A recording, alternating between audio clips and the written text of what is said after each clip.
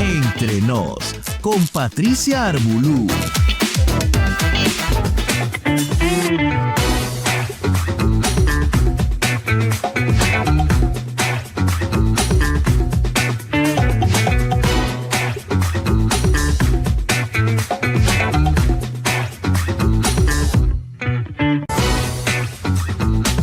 Hola amigos, ¿cómo estás? Bienvenido a Entre Nos. Déjame sacarme un audífono del oído derecho. Disculpe, señor director, pero la verdad es que me escucho ahí en estéreo. ¿Cómo están amigos? Bienvenidos a Entre Nos, tu amiga Patricia Arbulú.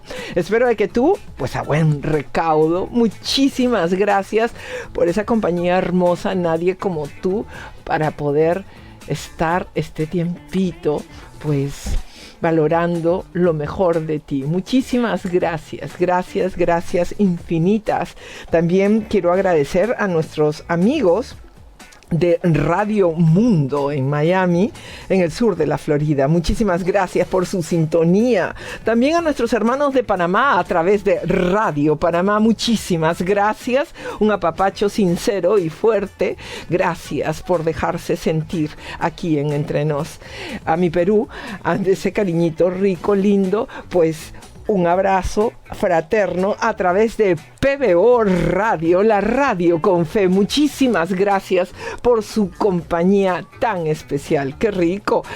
Muchas gracias a quienes nos están escribiendo a través del WhatsApp al 51941-200-734.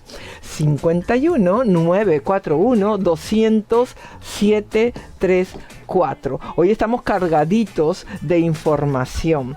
Hay algo que antes de empezar quiero compartir con ustedes, porque creo que esa es una de las mejores maneras de agradecerles y de que valoremos también la importancia de la compañía de ustedes y lo importante que es realmente estar juntos en compañías.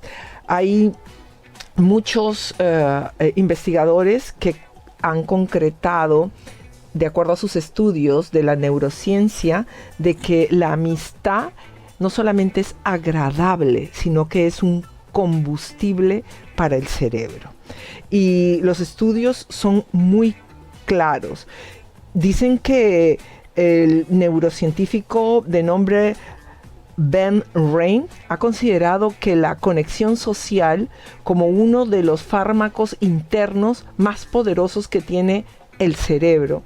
A través de varias investigaciones ha explorado que el cerebro necesita amigos, las relaciones cercanas son emocionalmente gratificantes. También está clarísimo que es como un combustible esencial para un cerebro sano. Protege inclusive contra el deterioro cognitivo. Y nosotros que nos pasamos tomando antioxidantes, ¿cierto? De que esto, que sea agüita, que sea alcalina y todo. Y sí, eso es un plus, algo muy interesante que lo ingerimos para tener una ingesta sana y tener un metabolismo lo más sano posible, pero también son esas sensaciones que definitivamente, pues al poderlas sentir, estamos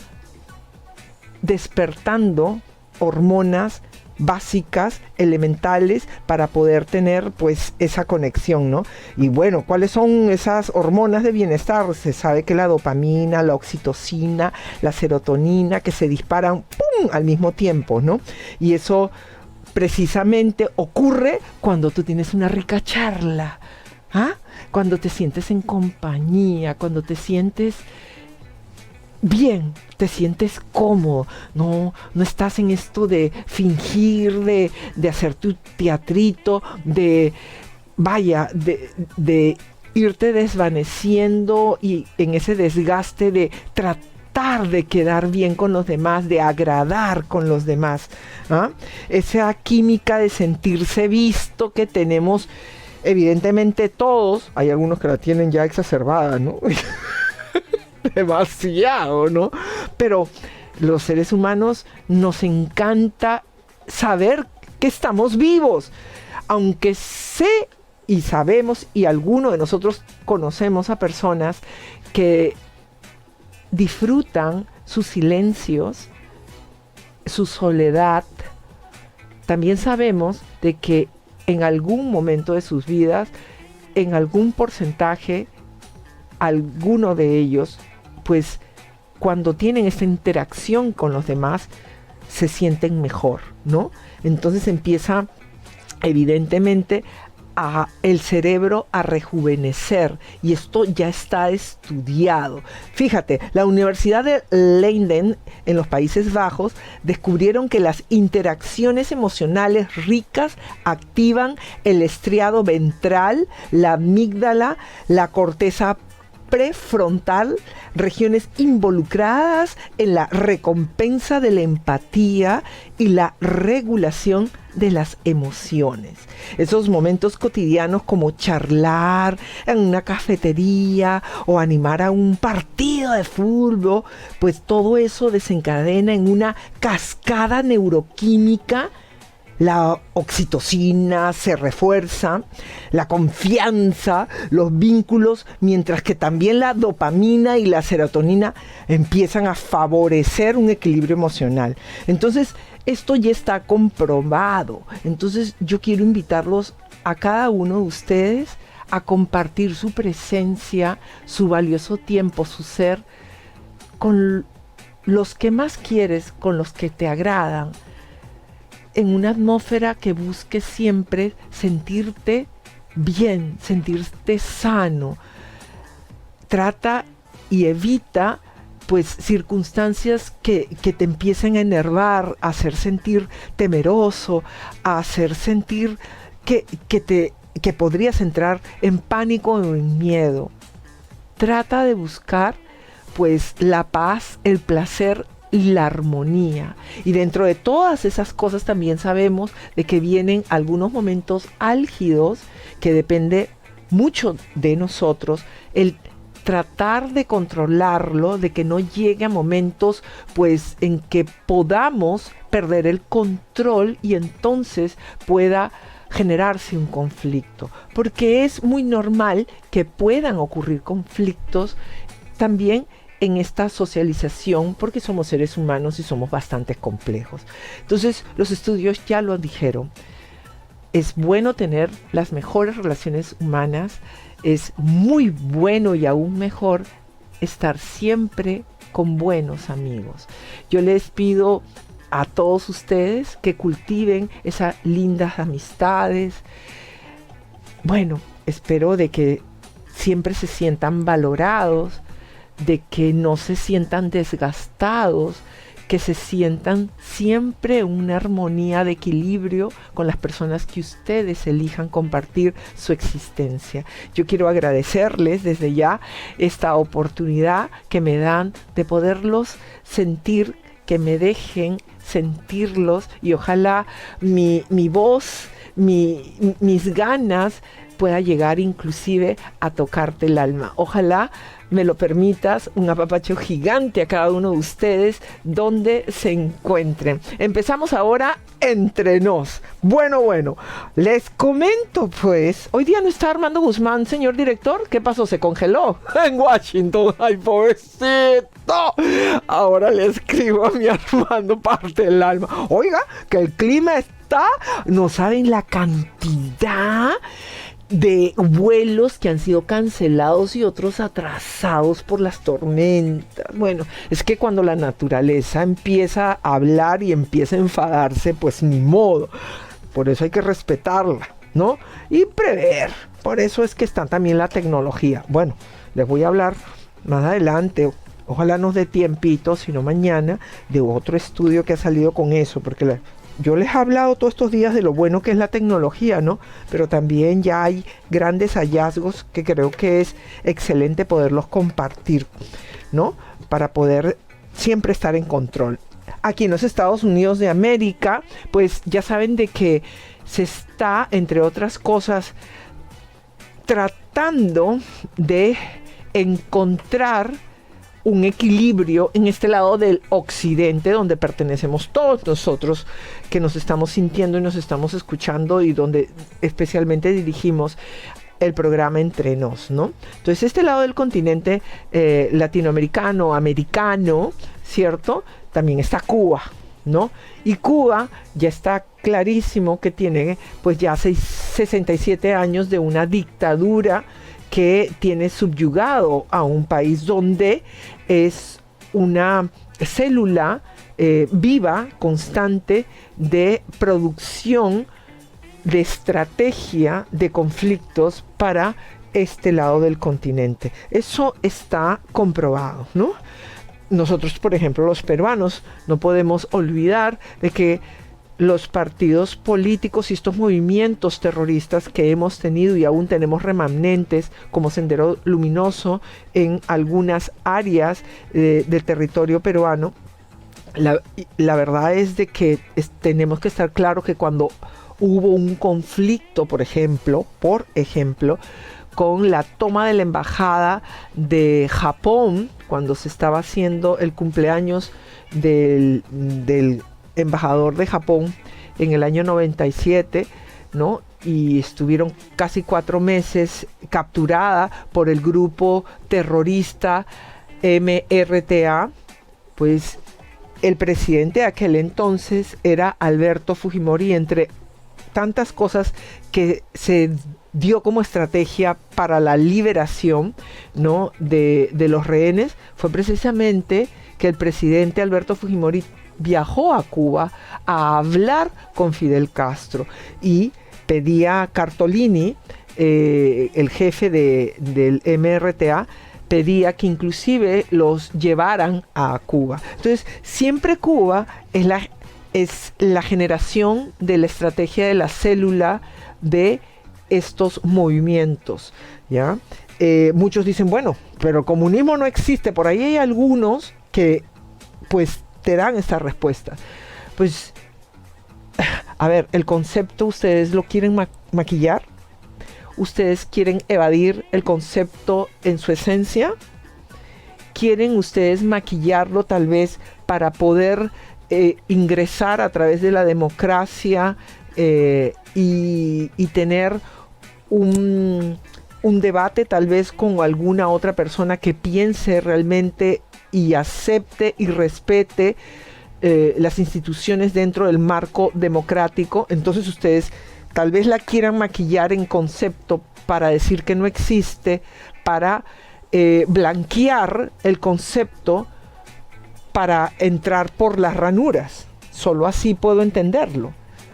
No, el comunismo existe, el comunismo vive y el comunismo quiere implantarse. Los grupos terroristas, por ejemplo, en el Perú, no es que estén dormidos. Están en una fase de ingresar a través, en este momento no a través de las armas, como en un inicio, sino de transformarse para poder tomar el poder. Y muchos ya lo han logrado. Lo hemos visto inclusive visitando Palacio de Gobierno. Y a esto que estoy diciendo no lo pueden negar. Entonces, estamos claros de que el origen del mal es el gobierno que tiene secuestrada a la isla de Cuba por 67 años. No es Cuba, es la tiranía que la tiene secuestrada a ese pueblo, que los organismos de derechos humanos voltean a ver a cualquier lugar, menos para liberarlos y sensibilizarse de verdad. Dicen que ayudan humanitariamente cuando ni siquiera hacen un seguimiento de lo que supuestamente envían en el marco supuesto de ayuda humanitaria, porque es lo que menos les importa. Lo que quieren es quedar bien con esos gobernantes a cambio de estrategia para seguir subyugando a los pueblos que dicen conmoverse a la hora de dar diezmos para ellos, y esos diezmos se lo agarran para negociarlo estos tiranos, pero jamás piensan en su pueblo. Porque eso es una realidad.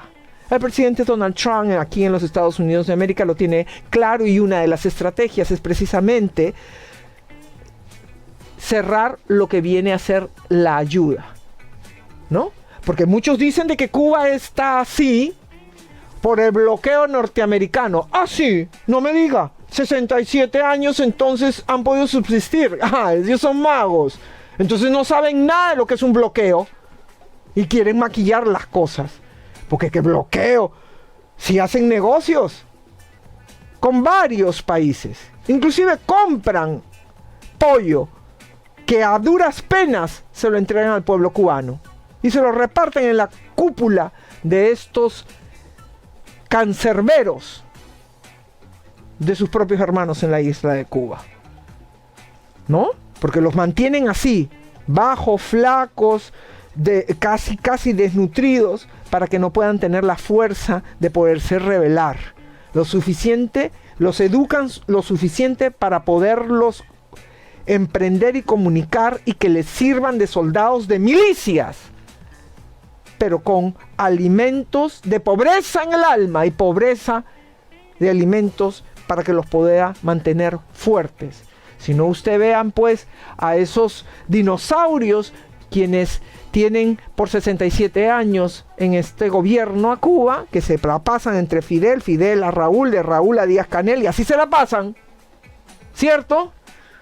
Y eso dicen que es libertad y democracia, algunos adefesios que quieren ir en contra de lo que es una realidad, y quieren y pretenden decirnos de que eso es una democracia, ¿cierto? Para sustentar el garabato que quieren implantar en otros países. Bueno, una de las estrategias es precisamente cerrarle el caño. Bueno, ni siquiera para que negocien a ver cómo la hacen, porque de igual no se la entregan al pueblo. Entonces, a ver, y ya le queda poco. Y realmente el reloj de arena empezó a bajar de a pocos. Y el presidente Donald Trump se ha referido de esta manera con respecto a este reloj del tiempo de libertad para la isla de Cuba. Veremos qué pasa con Cuba. ¿Hay alguien interesado en Cuba? No mucha gente. Esta no es una sala dedicada a Cuba, pero no importa. Hay muchos por aquí, sobre todo en Miami, y Cuba caerá muy pronto. Cuba es una nación que está muy cerca de la crisis. Recibieron su dinero de Venezuela, obtuvieron el petróleo de Venezuela, ya no lo reciben más. Por supuesto, se dijo de que la presidenta Claudia Sheinbaum de México había dejado de dar por un criterio propio y único de México, pues más petróleo a la isla de Cuba, en este afán solidario, ¿no?, que dice caracteriza al gobierno de México. Solidario con los demás, pues eso es luz para afuera y oscuridad para adentro, ¿no? Porque veremos y vemos cómo es que está México, ¿no?, en sus entrañas, ¿no?, que no son capaces de poder resguardar y darles una garantía de vida, y que el narco tiene tomado a varios estados de la región, de todo este territorio de nuestro hermano país azteca de México. Bueno, esto se creyó, y sí, no le mandó esta semana. Sin embargo, parece que ha reculado la presidenta Claudia Sheinbaum y se ha dejado entender de esa otra manera. Al parecer va a continuar dándole con ese corazón tan humanitario propio, solamente para tener de regreso estrategias para poder pues tener a nuestros hermanos mexicanos siempre muy dominados. A esto, antes de escuchar a la presidenta Claudia Sheinbaum, tenemos que recordar de que hace algunos meses pues no se les permitió ni siquiera pues protestar a nuestros hermanos mexicanos, y ella se puso como una muralla a las afueras de Palacio de Gobierno. Jamás se había visto esto. ¿Quién le dio la estrategia? ¿Quién le dijo que lo tenía que hacer? Es obvio. Ahora, esto es lo que quiere que se entienda la presidenta Claudia Sheinbaum de México. Aclarar lo que se dijo ayer. Hay dos vías por las que se entrega petróleo a Cuba. Una es a través de contratos que establece Petróleos Mexicanos con alguna institución del gobierno cubano. Esa es una vía. Y ahí, en ese contrato, pues es lo que yo dije, Petróleos Mexicanos determina, pues de acuerdo con el contrato, cuándo se envía. La otra es la ayuda humanitaria, que también se envía petróleo por ayuda humanitaria, como otras cosas que se envían por ayuda humanitaria. Por ejemplo, recientemente Estados Unidos envió ayuda humanitaria a la isla y otros países han enviado ayuda humanitaria a la isla. Entonces, por eso digo que es una decisión soberana de México el enviar ayuda humanitaria y con Pemex en términos del contrato cuándo envía. Yo nunca hablé de si se había suspendido o no se había suspendido. Esa fue una interpretación posterior a partir de una nota que salió en un periódico. Entonces, la ayuda humanitaria a Cuba como a otros países continúa. Continúa. Bueno, continúa para que sigan negociando, ¿no? El gobierno de la tiranía de Cuba, el negocio. Bueno, ¿por cuánto tiempo? ¿Realmente lo va a hacer, señora Claudia Sheinbaum? ¿Realmente usted va a seguir alimentando a los tiranos? Porque sabe perfectamente que ese petróleo no es con esa ayuda supuestamente humanitaria, que usted sabe perfectamente que no se traduce en la venta para el pueblo. No lo hacen. Hay apagones.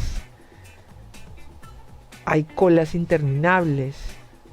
¿Usted ha visto cómo es el vivir cotidiano en cualquier rincón de la isla de Cuba? Desde Matanzas hasta La Habana. Lo sabe. Lo ha tenido que ver. Pero por supuesto, la solidaridad en el mal para eternizarse y vivir de la mamadera del gobierno y de las circunstancias es vital, ¿cierto? Eso es vital para seguir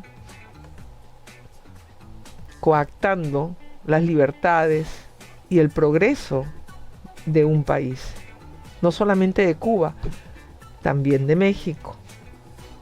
Porque si nos vamos a poner a ver cuánto se ha invertido inclusive en el Tren Maya de su antecesor y cuáles son los resultados al día de hoy, pues, ¿no? Si vamos a decir cuántos muertos a manos del narcotráfico y cuántos desplazados hay en su país, y con ese dinero del petróleo que tiene México, bien pudiera usted tener el suficiente dinero y estrategia para contrarrestarlo, ¿cierto? Pero no. Usted tiene un corazón humanitario que tendríamos que inventarle otro premio Nobel, ¿no? Como el que se hizo el premio Nobel de la amistad que se hizo Maduro, ¿cierto? Usted también hay que darle otro premio Nobel. Usted se conmueve ante el dolor de los tiranos. ¡Qué dolor! El dolor en sus cuentas de banco. Pero no se conmueve cuando ve a una madre o una abuela que por falta de luz, con ese calor en el Caribe, con esas lluvias que las tienen sus casas hongueadas y expuestos a bacterias y a los mosquitos y a varias enfermedades, eso no la conmueve, ¿verdad? No, vea, qué sensibilidad tan... me conmueve enormemente. Nos vamos rapidito a un corte comercial. Cuando regresemos, muchísimo más solo aquí en Entre Nos. Pasa la voz.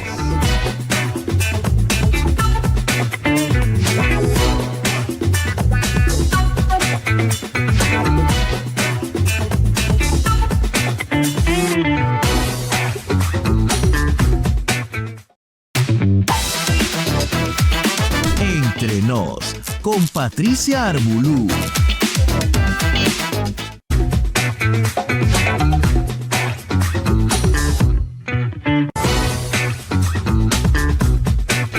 Amigo, muchísimas gracias por volver.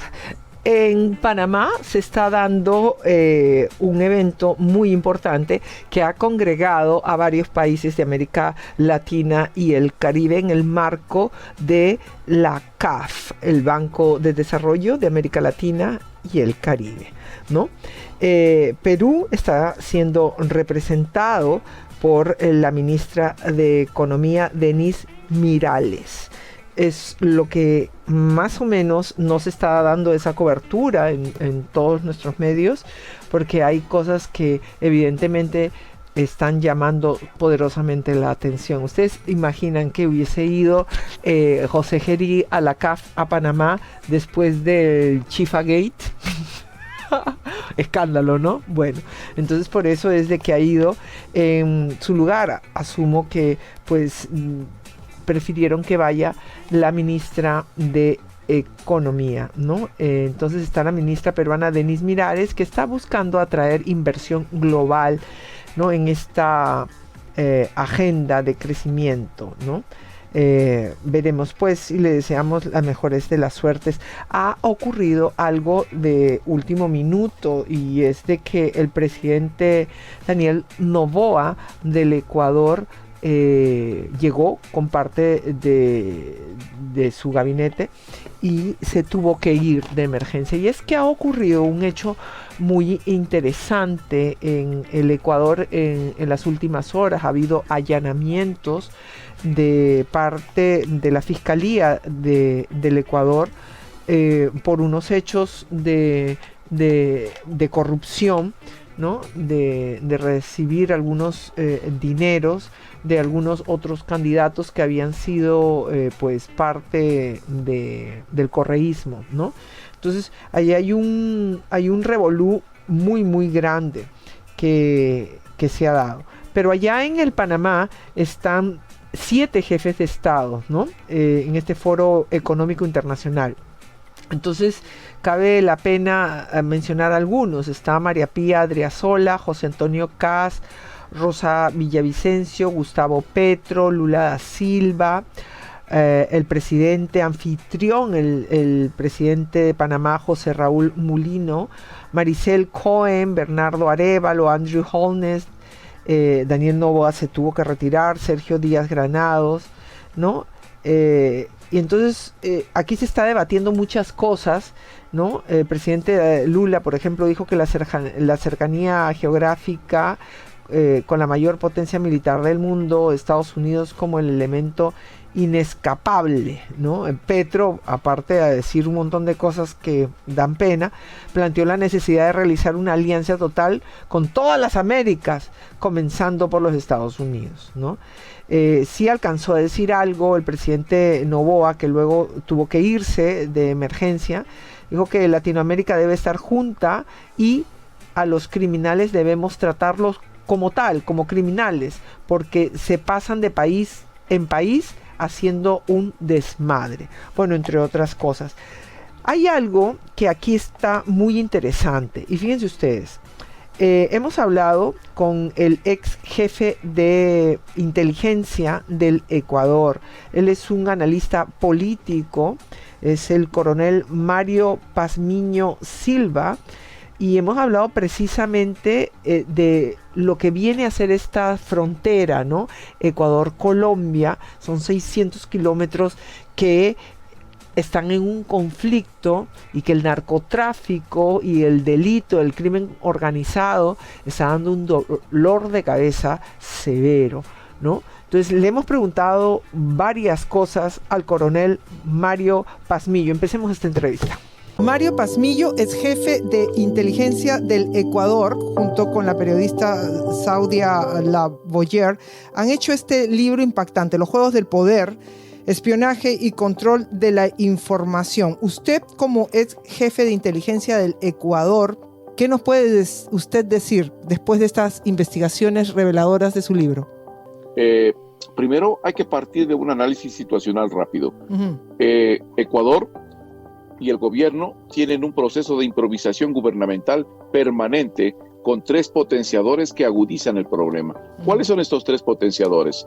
El primero son la presencia de 2 carteles internacionales mexicanos, Sinaloa y Jalisco Nueva Generación, y un nivel de corrupción altísimo que ha penetrado todas las estructuras del Estado ecuatoriano. Pero esto se agudiza sobremanera en territorio ecuatoriano por lo siguiente, porque a raíz del efecto globo en Colombia en el año 2002-2003, en la cual algunos carteles mexicanos y carteles colombianos deciden ampliar el espectro de territorial para poder trasladar, de operaciones, para poder trasladar gran parte de la maquinaria del narcotráfico que estaba asentado casi la mayoría en Colombia, trasladarle a otros países que sean mucho más amigables. Y dentro de esos países estaban 2, Venezuela por un lado y Ecuador por otro lado. Ahora, en Manabí precisamente había existido un levantamiento cuando se empezaron a tratar de erradicar estas avionetas, de erradicar los cultivos de estos, ¿no? De sembradíos y de estas rutas. Y todos los pobladores, correcto, con machete en mano, se enfrentaron a las autoridades, ¿cierto? Es correcto. Aquí hubo una situación que me parece interesante lo que usted acaba de colegir, y es lo siguiente, que el Cerro Montecristi era un cerro estratégico porque desde ese punto podía un radar cubrir espacios o ángulos muertos que tenía la geografía ecuatoriana y que permitía y facilitaba el ingreso de narcoavionetas hacia territorio ecuatoriano. 137 pistas, si no estoy mal, en la provincia de Manabí, y a nivel nacional, de acuerdo a las declaraciones del ministro de Defensa anterior, Osvaldo Jarrín, cerca de 2,000 pistas clandestinas en el territorio nacional. Pero ese radar generaba a su vez problemas, porque gran parte de esa población está ligada directa o indirectamente a esta actividad de narcotráfico. Entonces, actores políticos y actores vinculados directamente a estos carteles internacionales y a estas bandas locales, pues generaron protestas en contra de la colocación de este radar. Y es verdad lo que usted dice, hubo enfrentamientos allá, pero posteriormente el gobierno decretó zona reservada o zona estratégica. Pero yo veo otros, vamos a decir, otras noticias que empezaban a darse a manera local dentro de su país desde hace ya muchos años atrás. Muchos años atrás, que ya se estaba convirtiendo prácticamente en un narcoestado con la bienvenida, el guiño de aquel entonces Rafael Correa. Básicamente porque esas asambleas que usted está haciendo referencia en el gobierno de Rafael Correa y posteriormente en el gobierno de Guillermo Lasso, pues eran parte de su mayoría, eran parte del bloque de Alianza País, el bloque vinculado al socialismo del siglo XXI y parte de la estructura de Rafael Correa. Por lo tanto, si usted planteaba un proyecto de ley que era beneficioso para la población en contra del crimen organizado y en contra del narcotráfico, automáticamente esto no pasaba, porque ahí habían intereses de un sinnúmero de actores políticos y asambleístas que estaban vinculados de una u otra forma a estas actividades del crimen organizado. Recuerde usted que gran parte de las campañas políticas para penetrar el crimen organizado en un país se hacen a través de las campañas y de dinero que se entrega a candidatos presidenciales o otro tipo de dignidades con el propósito de poder cooptar y reclutar a ese funcionario en beneficio de los intereses del crimen organizado. ¿No recuerdan ustedes también, si usted me permite, las declaraciones de alias Chorizo que reposan en la Fiscalía de Colombia, en la cual dice claramente que él fue testigo del acuerdo que se realizó entre el expresidente Rafael Correa y las FARC para la salida a la base de Manta? La base de la Manta no fue una salida de soberanía, aclaremos esa situación, fue un negocio de recursos, de dinero de las FARC para una campaña política de Rafael Correa a cambio de la eliminación de la base de Manta, pues que les facilitaba el traqueteo a las FARC. Para mí, pues la ideología que en algún momento los llevó a adentrarse a la selva de Colombia, ¿no? Con Marulanda, pues eso fue simplemente un pensamiento que con el tiempo pues se fue diluyendo porque se dieron cuenta de que tenían que subsistir de alguna manera y ya no solamente eran asaltando fincas y reclutando jovencitas y llevándose a niños para la guerrilla, sino que también pues no solamente querían ser los guardianes de las cosechas de los capos de su hoja de sembradíos de hoja de coca, sino que también ahora se volvieron ellos unos capos. Podemos pues entonces concluir de que esto se afianció con el gobierno de Rafael Correa en Ecuador.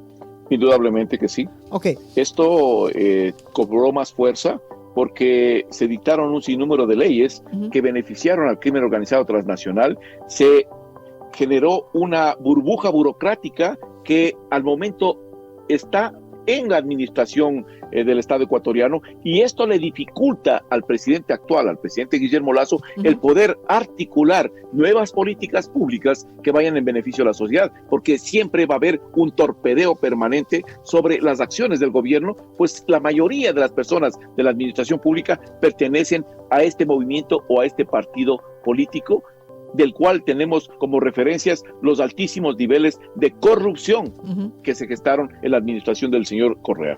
Bolivia, con Evo Morales, en la época que estaba también entonces Chávez, y luego posterior aquí con Maduro y Correa. ¿Algún fortalecimiento de este narcotráfico en estos países andinos? Bueno, indudablemente que ahí juega un papel importante lo que se llama el Foro de Sao Paulo. Recuerde usted que el Foro de Sao Paulo, dentro de su 8ª conferencia, establece claramente como una política de todos los países del socialismo del siglo XXI y los que estaban ligados al Foro de Sao Paulo, de que era prioritario hacer tres cosas fundamentales en cada país que iba a ser tomado por el socialismo. La primera era debilitar primero las estructuras de la fuerza pública, porque esas estructuras podían ser una contraparte al proceso revolucionario. Segundo, una vez tomado el gobierno, lo primero que tenía que hacerse es una nueva constituyente para hacerla a la forma del nuevo proceso revolucionario. Y eso es lo que se han hecho en Venezuela, en Bolivia, lo van a hacer en Perú, lo están haciendo en Chile, lo hicieron en Nicaragua, lo hicieron en Cuba y también lo hicieron en Venezuela y en Ecuador. Y el tercer elemento es destruir el sistema de inteligencia, que son los ojos que tiene el decisor político, en este caso el presidente de la República y su gabinete, para poder tomar acciones necesarias. Todos los sistemas de inteligencia de los países del socialismo del siglo XXI vinculados al Foro de Sao Paulo han sido destruidos, eliminados o minimizados o reemplazados por otros sistemas de inteligencia acordes al proceso revolucionario. Estos debilitar la... Sí, el momento que se establece una nueva constituyente, lo primero que se hace es tratar de que la constitución del país que está rigiendo ese momento sea derogada y sea puesta otra constituyente que sea mucho más amigable para poder hacer ciertos cambios o reformas, no en beneficio del país, sino en beneficio de dos cosas: la corrupción, cómo robar dinero del Estado sin que exista problemas, y por otro lado, cómo hacer cambios que debiliten las estructuras del Estado como tal, para poder enquistarse de mejor manera en un ambiente socialista. Eso por una parte, ¿no es cierto? El otro tema que es importante también es cómo fracciona a la fuerza pública. Pues hay que entrar al interior de la fuerza pública, generar un divisionismo al interior. Cada fuerza pública latinoamericana tiene dos principios básicamente fundamentales: la disciplina y la lealtad. Entonces hay que fraccionar esos dos elementos para debilitar. Entonces se ponen a pelear internamente entre oficiales, las personas de tropa que llamamos acá, y generar ciertas disputas internas. Claro. Eso debilita y eso fracciona. Entonces ya no hay unidad de dirección y de mando. Lo que hay es resentimiento interno. Claro. Ahora, y el tercero es cuando usted cambia un sistema de inteligencia. Un sistema de inteligencia generalmente funciona en favor del Estado, en base a los objetivos nacionales que tiene ese Estado. Pero un sistema de inteligencia que trabaja para un proceso revolucionario o para un socialismo del siglo XXI es un sistema de inteligencia político. Entonces, este sistema de inteligencia no le interesa el tema de los bienes o del Estado como tal. Le interesa tres cosas fundamentales: defender al caudillo político, el presidente de la República, defender el partido político, el partido del cual están en el gobierno, y tercero, defender la ideología, en este caso, el socialismo del siglo XXI. Ok, ¿se podría decir entonces de que el socialismo del siglo XXI está basado en lograr ser narcoestado? Básicamente, el momento que ingresa el socialismo del siglo XXI y lo que decía Heinz Dietrich, es necesario trasladar gran parte de este proceso de revolución socialista hacia las bases, hacia el pueblo, para cambiar, según él, el esquema capitalista y el esquema que tenía los estados tradicionales. Hay que darle otro giro, decía él. Hay que darle un giro en el cual sea verdaderamente ese socialismo el que retome el control del Estado. Y con ese socialismo, una vez instaurado en un país, no se podía ceder espacio, o sea, no había posibilidad de que ese país regrese a los cauces normales de la democracia. Esto ha pasado en algunos de los países en América Latina. Vea usted lo que está pasando en Venezuela, Argentina, lo que está pasando el en cartel Bolivia, de los soles. El cartel de los soles es que gerencia, según los datos, correcto, Venezuela. Correcto. ¿No? Es un cartel. Es correcto lo que Entonces, usted dice. Vuelvo y le pregunto, usted como ex agente de inteligencia del Ecuador y basado en las investigaciones que se ha hecho en este libro que usted expone, entonces, la revolución del socialismo del siglo XXI es basado en lograr un narcoestado. Tiene orientación hacia que esos estados sean más estados dependientes de ese socialismo del siglo XXI y vinculen directamente la actividad del narcotráfico. ¿Por qué vinculen la actividad del narcotráfico? Porque su objetivo principal es destruir el imperio, pues. Entonces, toda la acción que sea en contra del imperio, y dentro de eso es meterle más droga al imperio, a los Estados Unidos, es una estrategia fabulosa. Entonces, algunos estados se benefician también de los recursos. Y le viene dividiendo a estos individuos, ¿verdad? A estos... Correctamente, pero fíjese, hay una cosa también interesante en el tema regional, la presencia de otro actor, y el otro actor es la presencia del islamismo radical, que también comenzó a penetrar a raíz de un país que fue utilizado como bisagra, es el país Venezuela, que permitió la implantación de 3 potencias extracontinentales con una visión claramente de control regional, me refiero a Irán, China y Rusia, y que hagan una contraparte o un contrapeso contra los Estados Unidos, indirectamente. Y eso lo hemos estado viendo al momento que está pasando en nuestra región. La Agencia Internacional de Desarrollo de los Estados Unidos, la USAID, acaba de invertir miles de millones de dólares que se le está entregando segmentados al gobierno del Perú, pese que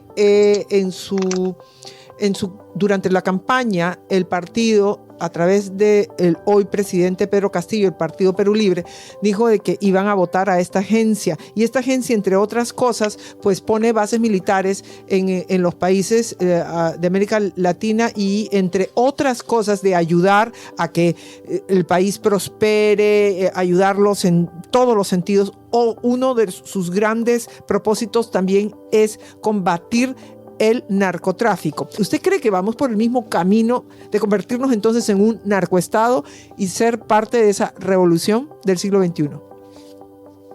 Yo creo que Perú tiene un problema sumamente grave, como lo dije en un medio de comunicación hace algún tiempo atrás, cuando estaban yéndose a dar ya las votaciones finales. Yo dije, va a ganar Castillo, pero va a ganar Castillo porque básicamente hay un fraccionamiento interno en Perú.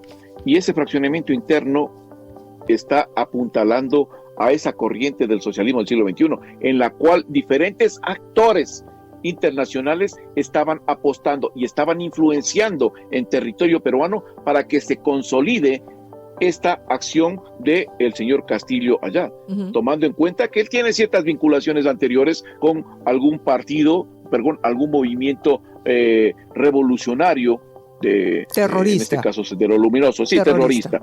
Pongámosles el nombre como es. Ajá. Correcto. Ajá. Completamente de acuerdo. Un grupo terrorista, un grupo que masacró criminal. Y mató a un sinnúmero, y un grupo criminal. Entonces, ¿qué es lo que va a pasar? Recuerden ustedes la famosa teoría del sendero luminoso, que decía claramente hay que trasladar del campo el proceso revolucionario a la ciudad, destruir eso para en nuestros nuevos cimientos generar un nuevo país. Eso se llama maoísmo, y ese maoísmo es parte del proceso revolucionario. Yo creo que hacia allá se apunta Perú al momento, y va a tener una cosa importante. Yo lo he anunciado también acá en el país, y lo he anunciado en los diferentes medios de comunicación regionales. Perú va a sufrir un éxodo migratorio sumamente fuerte, casi similar a lo que está pasando en Venezuela, porque la sociedad está comprendiendo de que ese problema que está ahí va a comenzar a afectar los intereses del ciudadano, los bolsillos de los ciudadanos, y pues a mi criterio Perú no se merece ese tipo de gobernante, con el respeto y consideración que tienen los amigos peruanos, los hermanos peruanos, pero creo que ahí, señores, ahí va a haber un problema sumamente grave de aquí a corto plazo. Todos los estados que usted acaba de mencionar tienen una característica que los unifica, que es transversal a todos estos estados del socialismo del siglo XXI, y se llama narcotráfico. Todos esos estados están vinculados a actividades de narcotráfico, facilitan el desarrollo de operaciones de crimen organizado o facilitan la actividad y la comercialización de la droga en esos estados con prioridad hacia las diferentes rutas internacionales. Pero usted citó una cosa interesante, la penetración de Cuba en América Latina. Y parte del libro que usted hace referencia, que tuvimos la oportunidad con Saudia Le Boyer por unos 3 años y medio, cerca de 4 años, de consultar algunas fuentes, y dentro de estas fuentes consultamos a un agente de inteligencia cubano, Enrique García, que estuvo operando en Lima, que trabajó en Lima, que reclutó gente en Lima, que reclutó gente en Ecuador, que reclutó gente en Bolivia, estuvo en Brasil y en algunos otros países. Y gran parte de esa penetración se da porque Cuba comenzó a reclutar desde mucho tiempo atrás colaboradores que priorizaban a cambio de unas migajas de recursos económicos, lo que se llama comúnmente unas monedas de plata para vender la conciencia de un país. Entonces esos ciudadanos fueron y trabajaron para eso, y luego posteriormente crearon las bases para que otros sistemas, como el sistema de la DGI cubana y la SEBIN venezolana, puedan enquistarse más fácilmente en los procesos democráticos. ¿O no recuerdan ustedes lo que pasó hace algún tiempo atrás en Perú con las casas del Alba? Casas que venían desde Venezuela, con el mandato del señor Chávez, para comenzar a formar estructuras de apoyo político a ciertos candidatos. ¿Y tú sabes? Entonces, solo una cosa nada más. Esto no es cuestión de una cosa improvisada, ¿no, señores? Yo lo he dicho y lo mantengo. Esta es una planificación centralizada en Cuba y Venezuela y descentralizada en la parte de ejecución a nivel de cada uno de los países, con cada uno de los presidentes y movimientos del socialismo del siglo XXI que están en cada país. Quiero agradecer lo claro que hemos hablado con el coronel Mario Pazmiño, agradecer que nos haya puesto más o menos en contexto, y bueno, no deja de generar una preocupación que existe en esta tensión geopolítica que tenemos en las fronteras por lo expuesto, ¿no? Nos vamos rápidamente a un corte comercial, ¿les parece? Y cuando regresemos, muchísimo más solo aquí en Entre Nos. Pasa la voz. Las protestas en las calles y la presión política llegan hasta la Casa Blanca. Desde Washington, el presidente Donald Trump intenta dar calma, pero al mismo tiempo lanzó una advertencia. Aseguró que no quiere ver a nadie herido ni muerto en las calles del país, en medio de las manifestaciones por las redadas contra migrantes indocumentados en el estado de Minnesota. Sin embargo, al mismo tiempo pidió que termine lo que definió como resistencia y caos. Seamos claros sobre las circunstancias que llevaron a ese momento el sábado. Esta tragedia ocurrió como resultado de una resistencia deliberada y hostil por parte de los líderes demócratas de Minnesota. El pronunciamiento llega después de que 2 ciudadanos estadounidenses murieran en las calles de Minneapolis en menos de 3 semanas, en un contexto de creciente agitación. Donald Trump anunció además el envío a Minnesota de su llamado SAR contra la inmigración ilegal, Tom Homan, con el encargo de informarle directamente sobre lo que ocurre en el estado.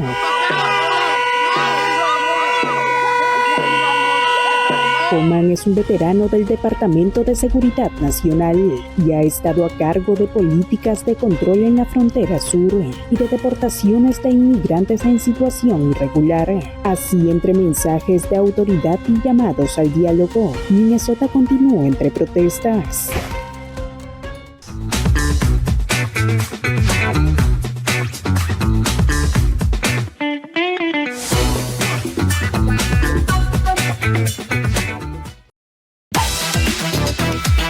Entre nos, con Patricia Arbulú.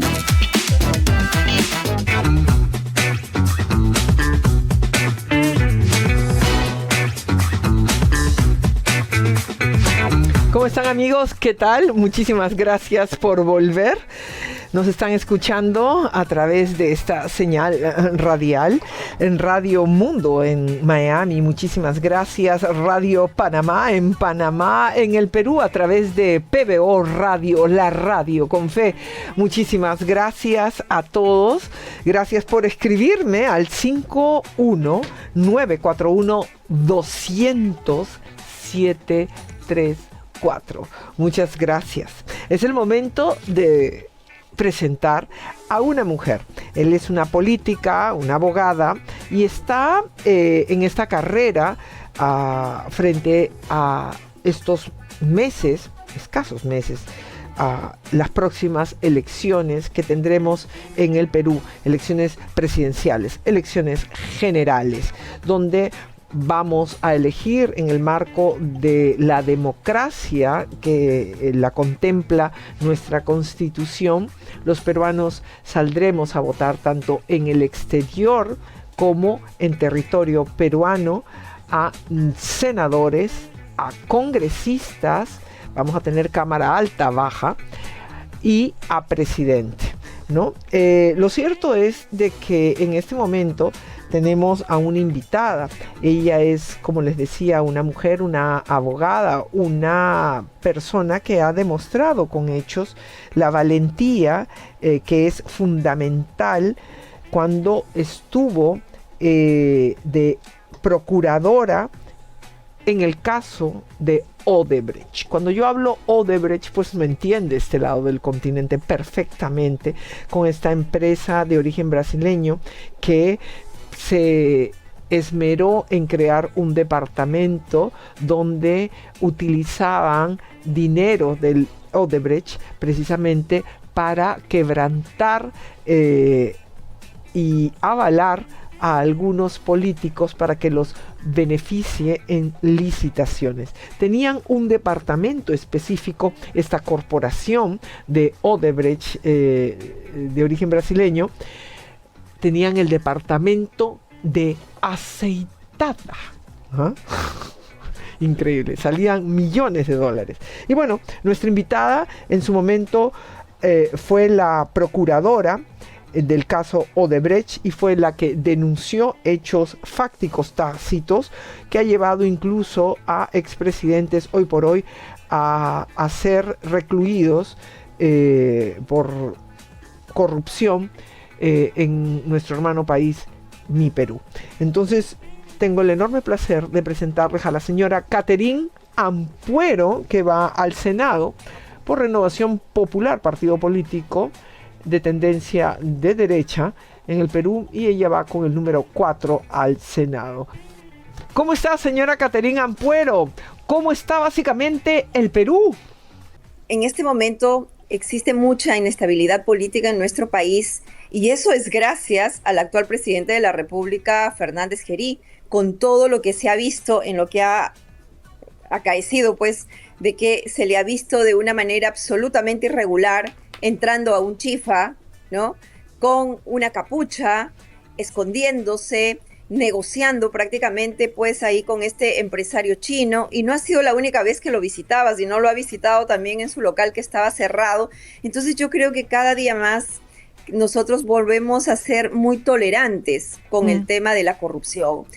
Siempre se dice, y más ahora en campaña, lo vamos a escuchar de casi todos los candidatos, decir pues tolerancia cero o lucha frontal contra la corrupción, pero lo que estamos viendo realmente ahora es eso, una absoluta tolerancia y una normalización con la corrupción, sobre pretexto de que si tomamos acciones para eliminar estos hechos irregulares por parte del presidente Yeri, que están ocasionando un grave perjuicio a la imagen presidencial, no, eso va a ser darle gusto a los caviares, darle gusto a los comunistas. Por favor, no podemos normalizar ese tipo de conductas con estos argumentos tan tontos. Porque es tonto estos argumentos. Yo creo que ya hemos demostrado que cuando nosotros queremos cambios, nos cuestan, pero lo hacemos. Mira, tengo varias preguntas con respecto a ese punto, doña Caterina Ampuero. La primera es censura o vacancia.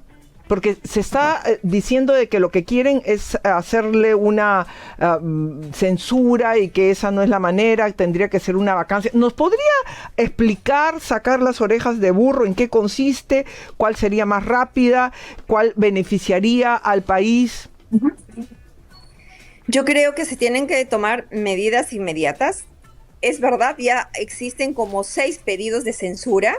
Porque para la censura, simplemente para presentar la moción, se piden 20 firmas. Entonces, conseguir 20 firmas es fácil, ¿no? Dentro de Renovación Popular también hemos presentado esta censura y efectivamente se ha generado por ahí un debate en que no cabe censura, sino vacancia. Sin embargo, se han olvidado de que durante el gobierno de Fujimori se emitió una ley, que es justamente la ley 27375, que señala claramente que cuando el presidente del Congreso asume la presidencia de la República, ello no implica que él deja de ser presidente del Congreso y también congresista. Es decir, que sigue teniendo la calidad de congresista, sigue teniendo la calidad de presidente del Congreso, sino que asume la presidencia de la República por encargo. En consecuencia, si continúa, y lo dice esa ley que acabo de mencionar, si continúa teniendo el cargo de presidente del Congreso y al mismo tiempo sigue siendo congresista, entonces tiene que estar sometido al reglamento del Congreso, ¿correcto? Y el reglamento del Congreso lo que habla es de una censura a la mesa directiva. La vacancia se aplica solamente para aquellos que han sido elegidos por elección popular, es decir, para el presidente y el vicepresidente, tanto primer vicepresidente como segundo vicepresidente. Ok, ahora, pero entonces todo esto que se está gestando es simplemente una pérdida de tiempo. No hay los votos, no se le va a censurar, no va a salir. No, porque no, es imposible ahorita recabar las firmas. Lo único que podría cambiar este escenario es, como un periodista, Beto Ortiz, ha señalado que hay 19 audios, 19 videos, que si sale más videos que demostrarían o mayores evidencias de hechos de corrupción o salen más cosas, eso podría obligar a las bancadas a cambiar de opinión, es lo único. Pero en este momento no. Ok, y si en este momento no, pero luego van a salir que sí, porque Samir Villaverde también ha salido a decir de que, o sea, él prácticamente ha echado, ¿no? Le ha dado más empujoncito, ¿verdad? Y prácticamente le ha pedido al Congreso, pues, que lo saquen, ¿no? Ahora, mire, dígame. Si me permite allí, yo no creo en la palabra de un delincuente, porque Samir Villaverde es un delincuente. Entonces a mí me causa muchísima indignación que él salga como si sería un adalid de la lucha contra la corrupción, un adalid de la transparencia, y que se atreva a pedir al Congreso esto. Ahora, por el amor de Dios, ese señor debe estar tras las rejas. Pero no lo está. Ahora, una pregunta, doña Caterina. El señor Samir Villaverde se dedica a sistemas de seguridad, ¿no? De resguardo y todo lo que viene a ser sistema de seguridad, ¿o me equivoco? Y es abogado. Mira, para mí es un señor que se dedica a realizar muchos actos ilícitos. Para mí es un delincuente. Actividad lícita no creo que la tenga. Para mí es pantalla. Porque en el fondo se dedica al crimen organizado. Y yo no soy temeraria cuando hago este tipo de aseveraciones o afirmaciones. Samir Villaverde, para quienes nos están escuchando, es un delincuente. ¿Por qué? Porque se acogió a la colaboración eficaz. Y claro, quien se acoge a un proceso de colaboración eficaz es un delincuente. La colaboración eficaz no está diseñada para un testigo o para el agraviado. La colaboración eficaz es parte del derecho penal premial y solamente se pueden acoger a ellos los que han cometido delitos. Entonces, no es temeraria mi afirmación cuando digo que él es un delincuente y me ratifico. Y si tiene que presentarme una o más denuncias, pues no lo temo en realidad. ¿Te ha presentado anteriormente, Catherine? ¿Denuncia? No. Ya. No lo ha hecho. Oiga, su candidato a presidente, el actual alcalde de Lima, ha dicho varias cosas, ¿no? Ha dicho de que para el 28 de julio, si él es presidente y hay algún extranjero indocumentado, se va a ir.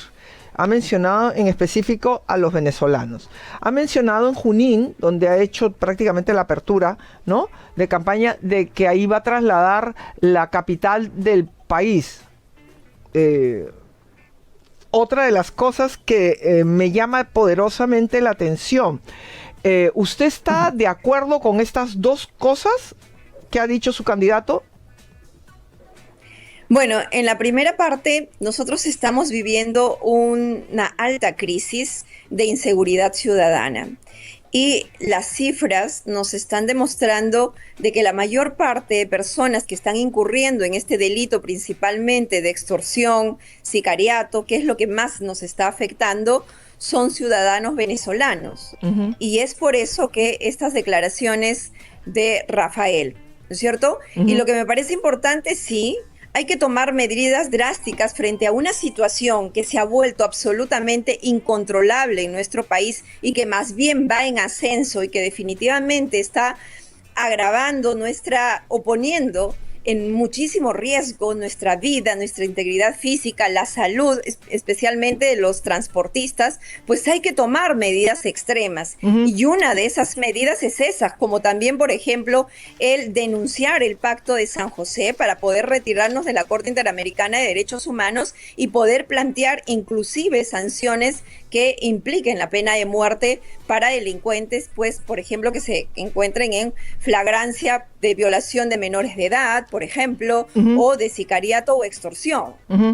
Ahora, Junín como la capital del Perú, ¿no le parece un pedido populista? ¿No? ¿No lo ve así? Yo creo que es un deseo de Rafael, pero definitivamente eso no va a ser, pues, de la noche a la mañana, ¿no es cierto?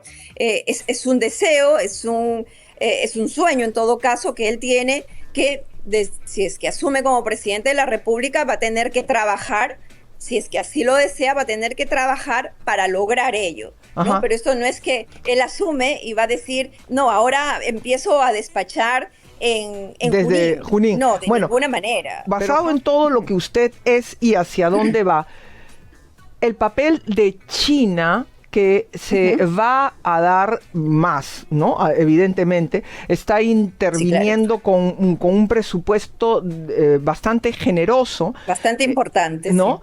Sí. Pero sabemos quién es China y cuáles son sus objetivos. Entre los objetivos más importantes es el lugar geopolítico interesantísimo y de recorte de tiempo en negocios, y en esos negocios también podría traer, por decirte, submarinos, qué sé yo, en tiempo récord, si se viera la necesidad de atacar o de tomar del todo Occidente. Esa es una realidad. Su otro objetivo, sabemos, es el cobre del Perú. Perú es el segundo productor de cobre y es súper interesante para seguir teniendo esta relevancia económica y este posicionamiento que quiere ya del todo tenerlo China contra Estados Unidos y con Japón. Ahora bien, el cobre, vuelvo a repetir, porque se lo compra a los chilenos y viene a ser el Perú. Y el otro punto es el que siempre tenga para la posible épocas de hambruna, que dicen de que va a venir una crisis alimenticia, pues tener a Perú como ese recurso. Entonces la pregunta es, el Perú es consciente, su partido es consciente. ¿Qué va a hacer usted? ¿Va a seguir afianzando este tipo de relaciones o es mejor tener relaciones con quien ya geopolíticamente pertenece a Occidente, como es Estados Unidos de América, y que se conoce de que los convenios y los pactos pues los llega a cumplir? ¿Qué es lo que va a hacer usted desde su posición si logra estar en el Senado dentro del partido? No, definitivamente nosotros somos un partido de derecha y te comento que las relaciones de Rafael, que es el candidato presidencial de mi partido, las piensa más bien fortalecer de llegar al gobierno con Estados Unidos. Eso sí la tenemos claro. ¿Ya? Y también tenemos claro de que hay que ser muy cuidadosos con China. Y te comento algo, para que sepan también, China ahora con el puerto de Chancay está buscando ser una isla. ¿A qué me refiero? Que no quiere que el Perú, a través de sus instituciones competentes, ejerza ningún tipo de control respecto al puerto de Chancay. Y es más, ha demandado, y ahora es un pleito que está a punto de resolverse en el Poder Judicial. Nosotros no podemos renunciar de ninguna manera a nuestra soberanía. Si ellos quieren invertir en nuestro país, tiene que ser con nuestras reglas y nuestros organismos controladores o fiscalizadores van a tener que fiscalizar igual a ellos en el puerto de Chancay como a cualquier otro. Esas son las reglas. Pero ellos quieren ser una isla, no quieren ser fiscalizados, no quieren ser controlados y definitivamente pues eso no va a funcionar. Y yo confío que los magistrados del Poder Judicial realmente hagan respetar esa soberanía que tenemos dentro de nuestro país. Ahora, hoy por hoy, ¿acaso le están haciendo respetar? Se lo digo porque SUNAFIL, que es el ente encargado de vigilar los derechos y con respecto a los empleados, ¿no? Y las contrataciones, una de las quejas mayores que tiene es precisamente con empresas chinas. Y hay en la red innumerables informes de empleados, sobre todo en las minas, en que si ellos reclaman algo no les dan de comer o no les pagan. Y eso está ocurriendo hoy por hoy en el Perú. También le digo todo esto porque sabemos, por ejemplo, que el señor Rafael López Aliaga es uno de los socios, si no es uno de los dueños de Perú Riel, y le da servicio, por ejemplo, a las Bambas, que si bien es cierto colabora con lo que es el canon, etcétera, y estamos mirando el progreso, etcétera, pero pues hace mucho tiempo negocios en el traslado de estos minerales a través de esta compañía de Perú Riel. Entonces es como que muy complicado, ¿no? Cuando también, no lo dudo, lo que usted ha dicho de que si logra la presidencia el señor López Aliaga, pues él va a hacer lazos más fuertes con Estados Unidos. Pero hoy por hoy es el negocio con los chinos. También hemos visto fotos el año pasado, pues con el encargado de Shanghái, al señor López Aliaga. Entonces vemos a Gerí y vemos varios otros congresistas que en el 2023 viajaron con los gastos pagados a través de una empresa mexicana, pero rumbo a China. Los negocios con los chinos hace rato que es un muy buen negocio para muchos. ¿Qué nos garantiza a los peruanos de que si hoy por hoy usted misma dice de que están este tipo de pretensiones y ya vemos varias acusaciones, qué nos garantiza que realmente el Perú y el peruano y los políticos que entren van a estar del lado del Perú? Mira, Perú ahorita es un país, digamos, muy apetitosos para grandes inversiones, sean chinas, sean americanas o de otros países, ¿no? Pero lo que aquí realmente nos va a garantizar todo eso es que dejemos de lado de normalizar muchísimos hechos de corrupción. La historia en nuestro país nos demuestra que los presidentes han llegado a ocupar el poder para utilizar ese poder para beneficiarse ellos económicamente. Nuestra historia nos demuestra que el funcionario público no entra a servir al pueblo o a servir a la administración pública. Y eso nos ha demostrado que tenemos cuántos expresidentes tras las rejas, y eso lo hemos empezado con Alberto Fujimori, que fue uno de los primeros presidentes tras las rejas justamente por hechos de corrupción. Luego ya tenemos pues ahora Toledo tras las rejas, también tenemos a Martín Vizcarra, tenemos a Ollanta Humala, y creo que va a ser el destino también de PPK, que tiene una seria acusación por lavado de activos, y va a seguir en la historia Dina Boluarte y probablemente Antonio José Gerí, ¿no? El actual presidente de la República.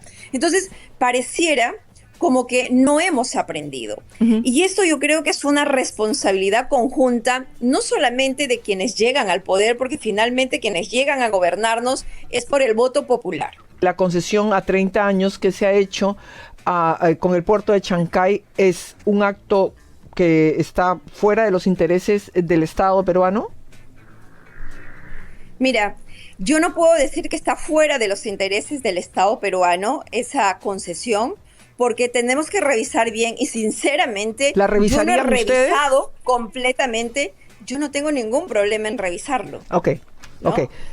Y si obviamente, si vemos que esto es que ha sido producto de negociaciones irregulares a lo que ya estábamos acostumbrados, que pagan coimas para obtener esos beneficios irregulares, de ninguna manera nosotros vamos a convalidar ese tipo de negociaciones o concesiones o contratos que son producto de negociaciones ilícitas. ¿A qué se compromete usted, doña Caterine? Ni a ninguna parte de la China. ¿A qué se compromete usted, doña Caterine, en caso de que voten por el número 4 para que usted entre al Senado del Perú? ¿A qué se compromete? Bueno, yo tengo 4 ejes, 4 propuestas de trabajo dentro del Senado Nacional. El primero es toda esa experiencia, ese bagaje que tengo de lucha contra la corrupción, que lo he demostrado en hechos, denunciando a funcionarios públicos, denunciando a empresas, denunciando a presidentes de la República en ejercicio, ¿no? Embargando los patrimonios de estas empresas corruptas, que finalmente es lo que me costó el cargo. Utilizar toda esa expertise para luchar contra la corrupción, pero en el sector salud. Porque la enfermedad no es lo único que nos mata, también es la corrupción, y lo hemos vivido a carne propia durante la pandemia. Por eso también denuncié al lagarto Martín Vizcarra por la adquisición de millones de pruebas rápidas a sabiendas que estas daban falsos negativos y no servían para detectar el virus. Y esto ya prosperó, y eso ya está en el Congreso, y yo estoy segura que él va a continuar tras las rejas. Ahora está por corrupción, pero mañana será por todas esas vidas que nos costaron por su culpa. Ahora, ese es el primer eje. El segundo eje de mis propuestas tiene que ver con el tema justicia. El ciudadano hoy en día en mi país no se siente protegido por el Estado. Quien se siente protegido por el Estado es el delincuente, porque las investigaciones duran 5, 10, 15, 20 años y no hay sentencias. Y la prueba más clara ha sido el equipo Lavajato. Casi 10 años de existencia, 100 personas a su cargo, dedicándose a tiempo exclusivo para los casos Lavajato, y el resultado es 80% de los casos sin sentencia. Entonces, el ciudadano está cansado de esos casos y hay que reformar la legislación penal, reduciendo drásticamente los plazos de investigación. El tercer eje de mis 4 propuestas tiene que ver con la simplificación de los procesos administrativos. Excesiva burocracia te trae informalidad, y la informalidad te trae corrupción. Y la última tiene que ver con fiscalizar a la Contraloría, que ha sido creada y se le ha dado una facultad más y mucho presupuesto para que haga control concurrente de la ejecución de las obras, para evitar que las obras terminen sobrevaloradas y muchas veces pues que ni siquiera se ejecutan, se paralizan. Entonces hay que fiscalizar a la Contraloría para que, más allá de informarnos año a año cuánto el Perú pierde en corrupción, nos diga cuánto han evitado que el Perú pierda en corrupción. Los mejores de los éxitos en esta candidatura, doña Caterine Ampuero. Muchísimas gracias por haber estado con nosotros. Bueno, yo solamente quería despedirme del programa dándole las gracias una vez más, y recuerden que los peruanos en el extranjero también van a elegir a los senadores nacionales. Recuerda que en la segunda columna de tu cédula de votación te pido marcar la R de Renovación Popular, y si quieres que yo te represente en este Senado Nacional, escribir el número 4. Quiero agradecer la disponibilidad de la señora Catherine Ampuero Mesa a este diálogo aquí en Entre Nos. Le deseamos las mejores de las suertes. Es bueno ir conociendo el temple y las propuestas de cada uno de los políticos que intentan llegar a un escaño, ¿no? Y de alguna manera, en este caso, el Senado de la República del Perú, con el número 4, la señora Catherine Ampuero, para pues ser el balance, crear leyes, ¿no? En este poder dentro de la democracia, el legislativo, pues que tienen en nuestras democracias, en esta paz y en este orgullo que todos tenemos y que poco sabemos valorar, ¿no? Las endebles democracias de América Latina, digo yo, ¿no? ¿Cuándo la vamos a valorar realmente? Bueno, creo yo, cuando nos enamoremos verdaderamente de nuestros países y no lo expongamos al desahucio de malos manejos por algunos que ya han evidenciado que no aman la patria. Las mejores de las suertes a la señora Ampuero. Nos vamos rapidito a un corte comercial y cuando regresemos, muchísimo más, solo aquí en Entre Nos, pasa la voz.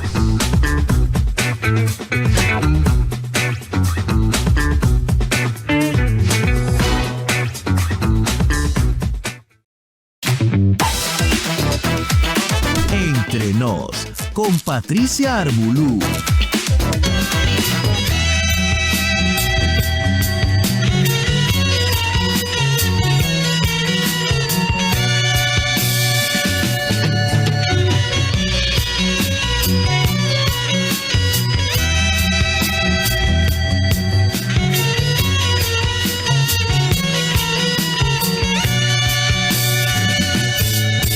Hoy al verte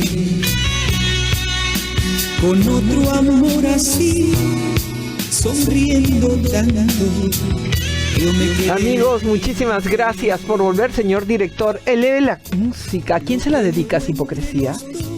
Murió para siempre. Tuve que sufrir para olvidar todos esos falsos juramentos. El coro, señores. Hipocresía.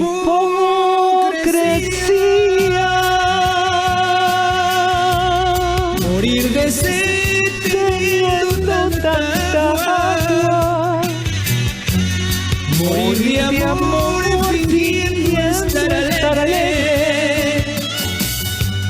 Queriendo amar y estar indiferente. Hipocresía. ¿A quién se la dedican? Yo se la voy a dedicar a mucha gente, pero en especial a una mujer peruana, joven, a la señora Singrid Bazán.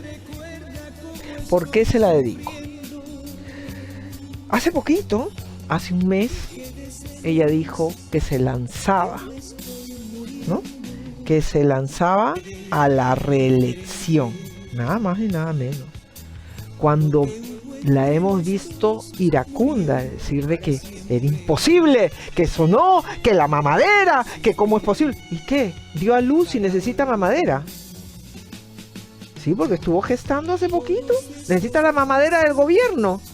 Ahora, pues, se lanza a lo que ella nunca dijo. Pero, por supuesto, ahora está pasando piola, porque con esto del Chifa Gate, ¿no? Las acusaciones evidentes de tanta hipocresía y mentiras del presidente Gerí, pues, le han saltado en la cara. Pero parece ser, como siempre digo yo, parece que solamente miramos para afuera.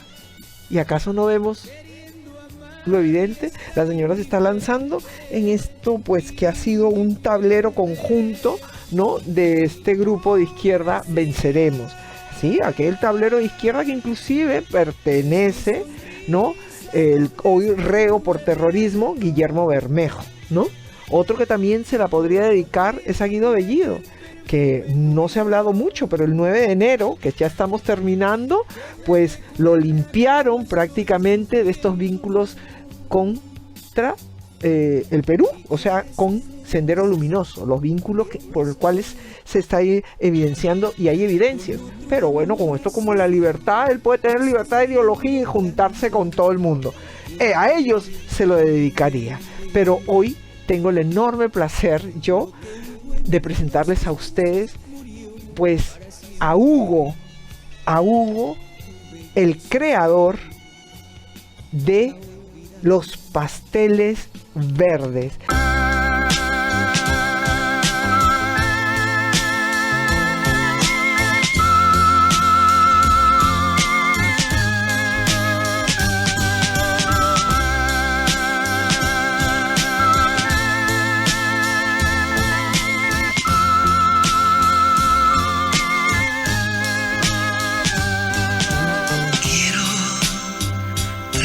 Esta noche, momentos que no volverán. Buenas tardes, Hugo, ¿cómo estás? Buenas tardes, muy bien por acá, sin novedad, y un saludo muy grande para todos ustedes. ¿Desde dónde nos estamos sintiendo? Estamos residiendo allá desde hace muchísimos años, Virginia, en Herndon, Virginia, al sur del DC, la capital de los Estados Unidos. ¿Y radicas tú o todo el grupo? Cuéntanos. Todo el grupo estamos acá porque, bueno, actualmente el grupo está conformado pues por mis 3 hijos. Ajá. Y Quique Gámez en la voz y su servidor en la guitarra. Ya tenemos acá más o menos como 20 y tantos años. La oscuridad, y así estoy recordando tu amor. Bueno, yo soy el fundador del grupo, yo soy chimpotano. El grupo se inició en Chimbote en el año 72. Ajá. Ya estamos por cumplir los 50 años. Cuando usted empezó el grupo, ¿qué edad tenías tú, Víctor? Muy joven. ¿Qué edad? Pues, estábamos entre los 15 y 16 años, ya a los 17 ya estábamos en giras.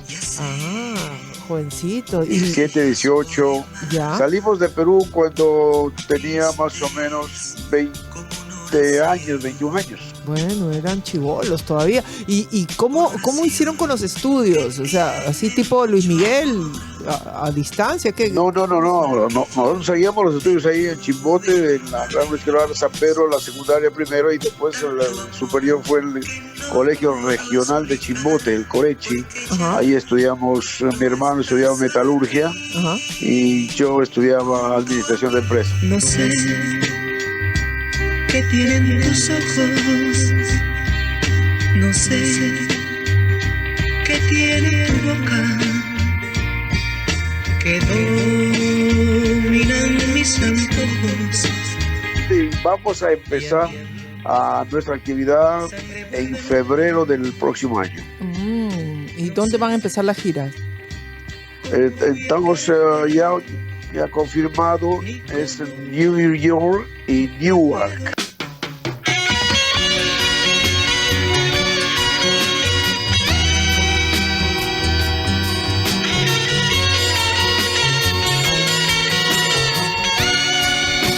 ¿Hace cuánto que ustedes emigraron y dejaron el Perú?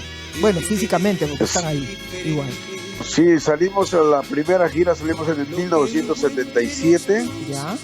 Para acá, para los Estados Unidos. Uh-huh. Y después ya en el 80 nos fuimos a residir a México, ahí estuvimos 16 años.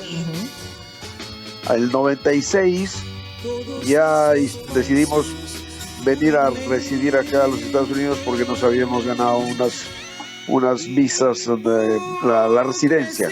Nosotros, el gobierno nos otorgó la residencia por nuestra calidad de artistas reconocidos. Sé que ustedes el primer disco de oro lo tuvieron por las ventas obtenidas en México por la canción El Reloj de Roberto Cantoral, el papá de Tati Cantoral. Bueno, eso fue en México, pero el primer disco de oro lo tuvimos, el primero, segundo y tercero lo tuvimos en Perú, por los temas, por Recuerdos de una noche, El Reloj y Esclavo Llamo.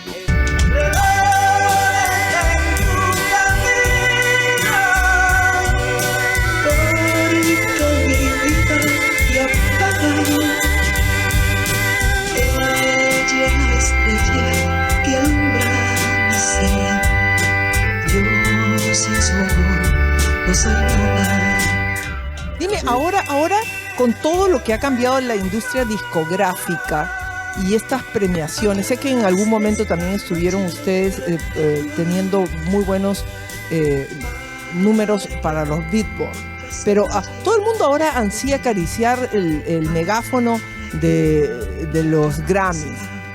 ¿Cuál es la opinión tuya con respecto a estos premios?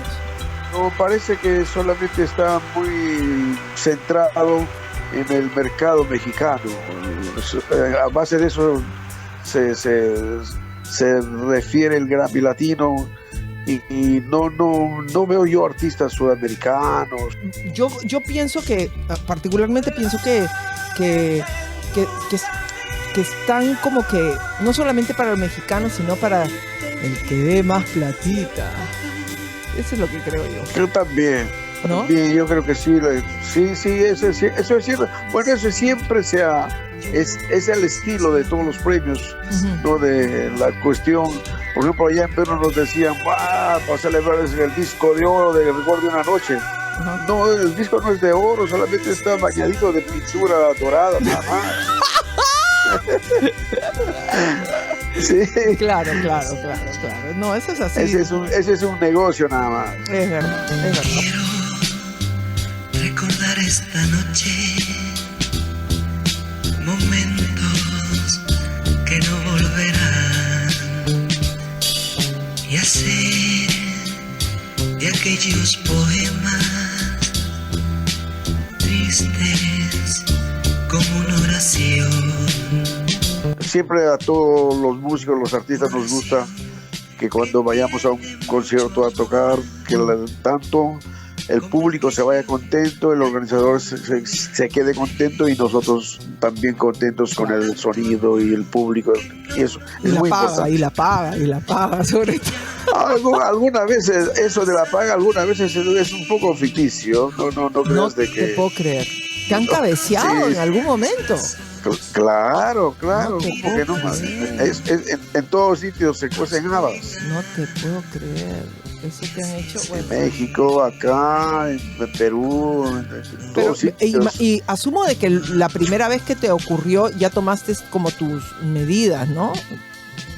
Bueno, ahora las medidas ahora ya está, pues hemos tomado unas medidas muy estrictas, ya demasiado radicales, porque por ejemplo, el grupo ahora sale a tocar siempre y cuando sale de viaje de acá, siempre que estemos pagados el 100%. Ajá. Porque sucedía, por ejemplo, nos decían de Denver, Colorado, un fin de semana, viernes, sábado y domingo, que mandaban los pasajes de avión y nos daban el 50%. Llegábamos ya, se tocaba el viernes, sábado y el domingo, chao, mamá, no había nadie. Así, es un ejemplo que nos ha pasado, ¿no? Y nosotros, aparte pues de la música, mis hijos trabajan acá en diferentes, ellos son profesionales, los tres son ingenieros y trabajan acá. Yo también tengo otro tipo de trabajo porque de la música no se vive acá en los Estados Unidos. Bueno, para nosotros. Bueno, no para porque todos, es un grupo de antaño, es un grupo de antaño ya. Entonces hay que vivir de otra manera y hay que regresar al otro día, conforme dice el boleto de avión, que se regrese el lunes en la mañana, y ya no hay tiempo para quedarse a pelear lo que quedan debiendo. Pues. Cuando tú inicias el grupo junto con tu compañero, que en paz descanse, ¿verdad?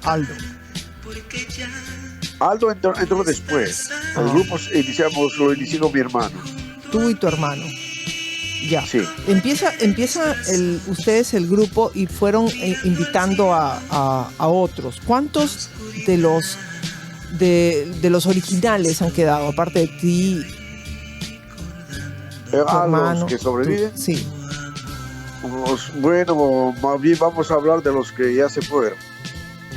Se fue el bajista Miguel Moreno. Se fue Germán Laos, el vocalista tropical.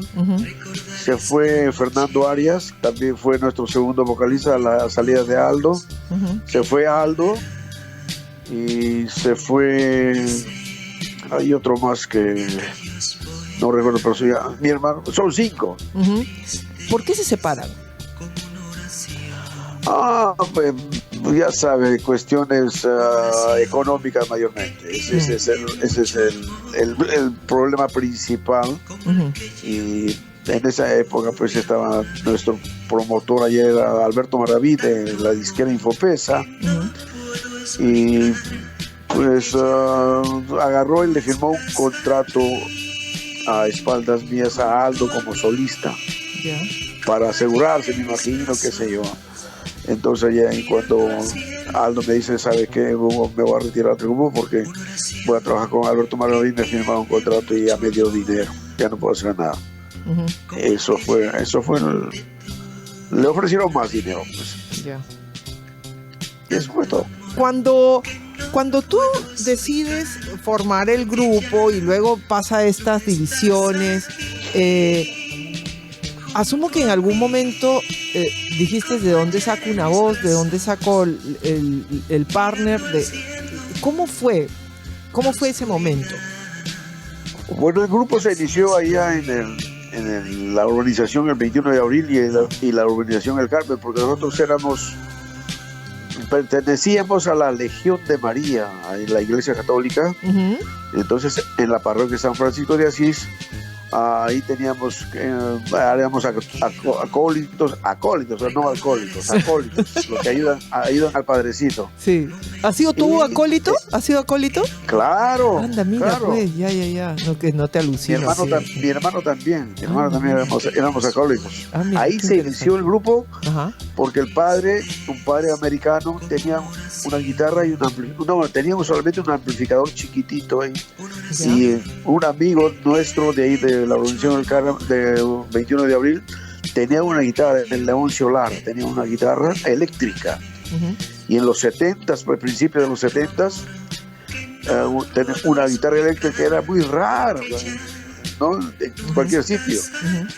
Y ahí empezamos a cantar en las misas. Y el primer grupo que iniciamos se llamaba los Jigstones.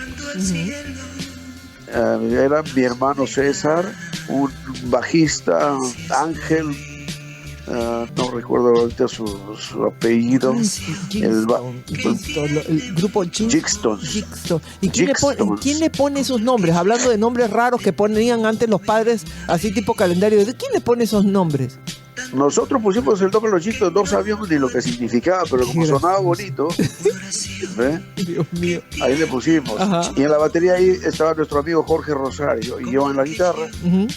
Después, como tuvimos un poquito de éxito en las matinales que hacíamos en los teatros, en los cines, en Chimbote y alrededores, ya nos cambiamos de nombre a los Benkers. ¿Y quién se le ocurrió los Benkers? También nosotros, mi hermano y yo. Sí. No sabías ni qué rayos eran. Tampoco, yo creo que es una marca de zapatería, creo que aquí me acuerdo que en esa época estaban los Dalton, los Silverstones, los Shane, los Sherman. Pues nosotros los Bakers también. Pero ya tocábamos también ya música tropical. Entonces entró Germán Laos con la voz tropical y ya tocábamos en los 15 años, en las bodas, en las fiestas ahí de las ferias de los pueblos ahí del barrio, etcétera.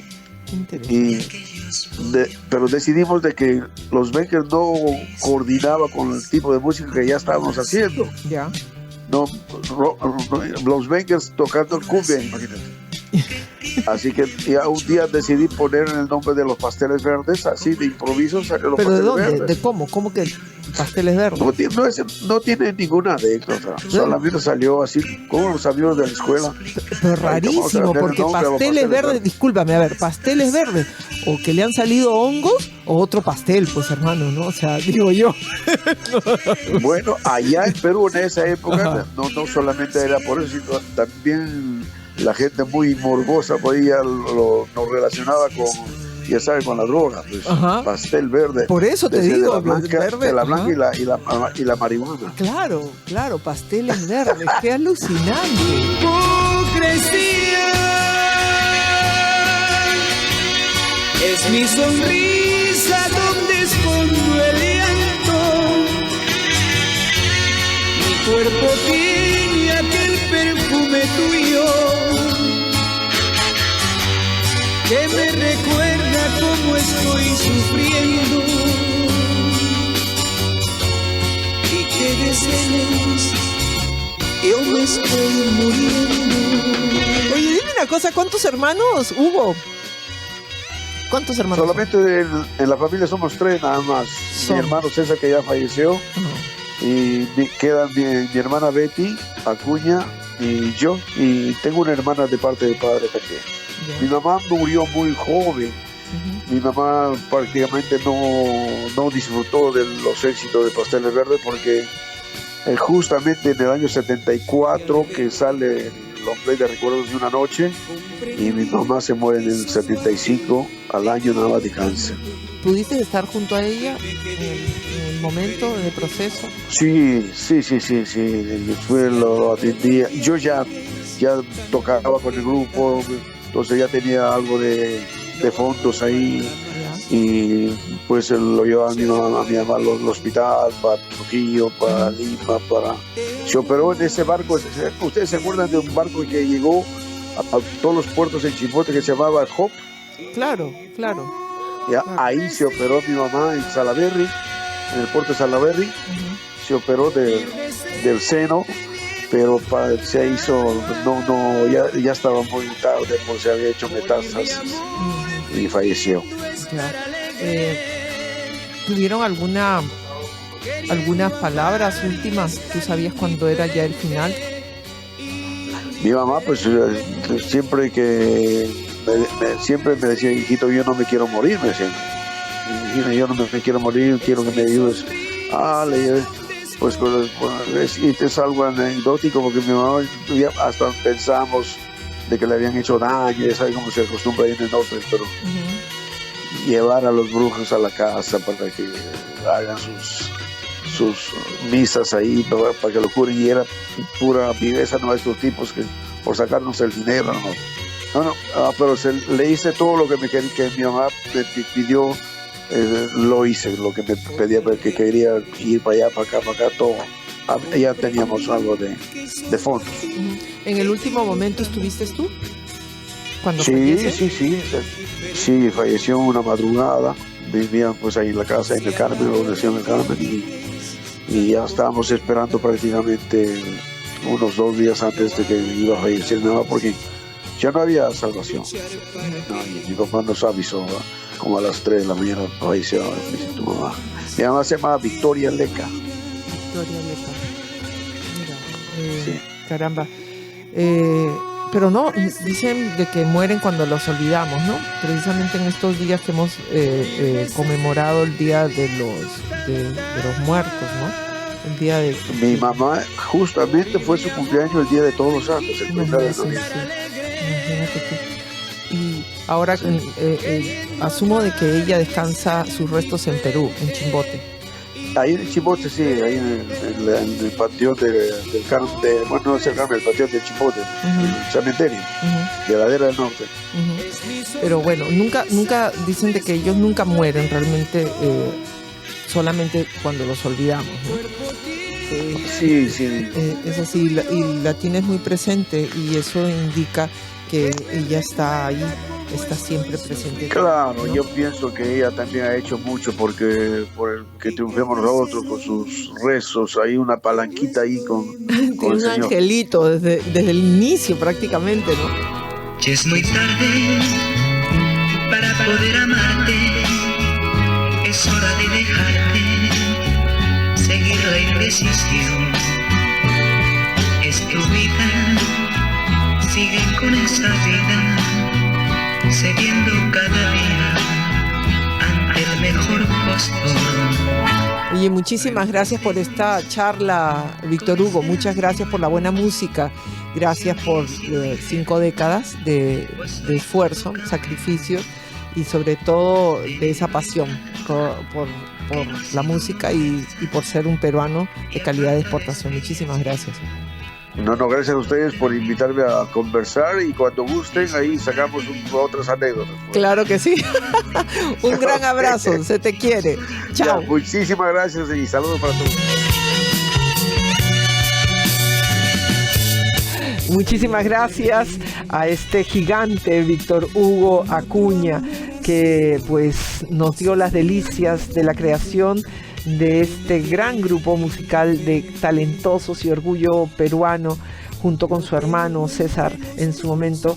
Ambos pues nos dieron lo mejor con este grupo que jamás pasará, jamás, mientras que viva un peruano, Los Pasteles Verdes. Señores, que tengan un bendecido día. Nos sentimos, ¿sí? Mañana, ¿les parece? Con tu mejor compañía, porque tú eres lo máximo, nadie como tú, solo aquí en Entre Nos. Pasa la voz. Morir de sed teniendo tanta agua, morir de amor fingiendo estar alegre, queriendo amar y estar indiferente, hipocresía es mi sonrisa.